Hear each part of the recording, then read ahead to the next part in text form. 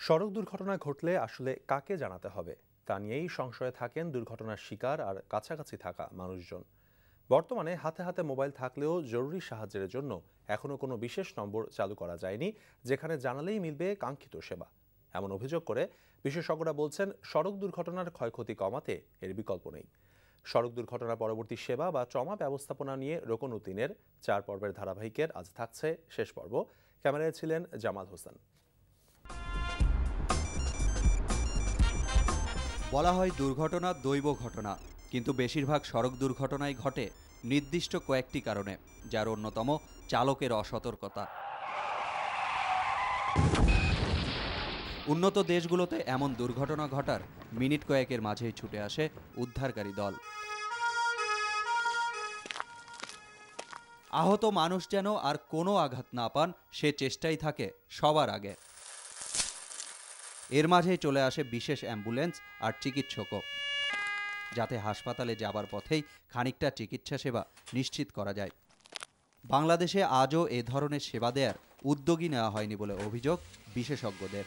এখন যেহেতু mobile টেলিকমের network আছে, সুতরাং একটা কল সেন্টার এবং সরকার ঘোষিত একটা যদি ইউনিক নাম্বার থাকে, সেই কল সেন্টারে ফোন করবে, তার কাজ হবে। তার 5 কিলোমিটার রেডিয়াসের মধ্যে উদ্ধারকারী কে কে আছে সরকার তাকেই বলে দিবে, সেই সবাইকে জানিয়ে দিবে। তাহলে রেসপন্স টাইমটা অনেক কমে যাবে, এবং রেসপন্স টাইম যত কমানো যায়, চান্স অফ সার্ভাইভাল কিন্তু তত বেড়ে যায়। বাংলাদেশে দুর্ঘটনা ঘটলে নিজের তাগিদেই উদ্ধারে এগিয়ে আসেন আশেপাশের মানুষজন, কিন্তু তেমন কেউই জানেন না আসলে কি করতে হবে। পুলিশ, ফায়ার সার্ভিস না হাসপাতাল, কাকে জানাবেন আগে? অনেকে শুধু শুধু ঝামেলায় না জড়াতে পাশ কাটিয়ে চলেও যান। কোনো দুর্ঘটনায় পড়লে বা দেখলে চালকরাই বা কী করবেন, সে বিষয়ে লাইসেন্স নেবার সময় তাদেরও কোনো প্রশিক্ষণ দেয়া হয় না। এই ধরনের কিছু শিখায় না বিআরডিতে। কে দুর্ঘটনা করছে আমরা বলতে পারবো না, কিন্তু আমরা দাঁড়ালে আমার গাড়ি ভেঙে ফেলাবি, ওই জন্য আমরা পাশ করে বাড়া চলে যাই, আমরা ওখানে দাঁড়াই না। চিকিৎসা দেওয়ার মতো কিছু আছে না, এই ধরনের কোনো মাল মেটেন্স আমাদের নাই, এবং আমাদের মালিকও বলে না, বিআরটিও বলে না, যেটা বিদেশের যে কোনো গাড়িতে এগুলো থাকে। এটাও বিষয়টা একটা চিন্তা ভাবনা, একটা বিষয়, এটা যে থাকা উচিত। এটা ফার্স্ট এইড দেওয়ার পরিবেশ যদি থাকে, হয়তো এটা সেবাটা দেওয়া যেতে পারে। ঠিকঠাকভাবে সব কিছু জানা থাকলে দ্বিধাদ্বন্দ্বে পড়তে হতো না। এমন চিন্তাভাবনা থেকেই দেশের ঢাকা ময়মনসিংহ, ঢাকা সিলেট ও ঢাকা আরিচা মহাসড়কের পাশে থাকা 373 জনকে বিশেষ প্রশিক্ষণ দিয়েছে বেসরকারি উন্নয়ন সংস্থা ব্র্যাক।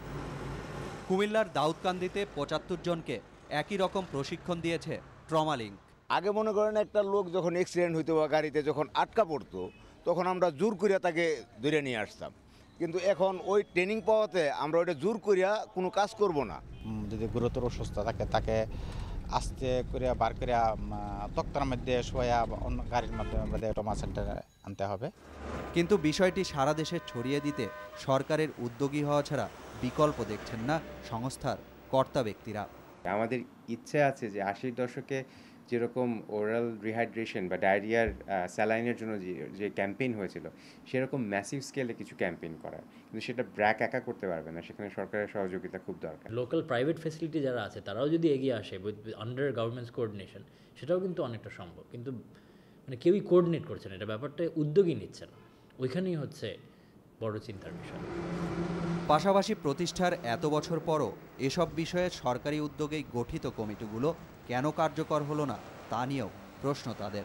অতীতে যে কাজ হয়নি তা না, হয়তো কাঙ্ক্ষিত পর্যায়ে নিয়ে যাওয়া সম্ভব হয়নি, বা যেরকমটা হওয়ার কথা ছিল হয়তো বা কোথাও কোথাও হয়নি, কোথাও কোথাও হয়েছে। আমার সময় যে আমি এটা ক্লেম করব না যে একেবারে 100% যা যেইরকম সেই রকম, আমি চেষ্টা করব। সড়ক দুর্ঘটনার শিকার মানুষজনের জন্য পরবর্তী 1 ঘন্টাকে চিকিৎসকরা বলছেন গোল্ডেন আওয়ার। অর্থাৎ এই সময়ে তাদের যথাযথ চিকিৎসা নিশ্চিত করা গেলে হয়তো বেঁচে যেত অনেক প্রাণ, পঙ্গুত্বের হাত থেকেও বেঁচে যেত এত এত মানুষ। এজন্য পরিকল্পনাও ছিল, কিন্তু সেগুলোতে কাজের কাজ কিছুই হয়নি।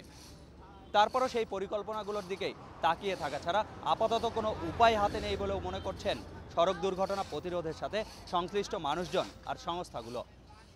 রোকন উদ্দিন, এনটিভি নিউজ, সাভার, ঢাকা।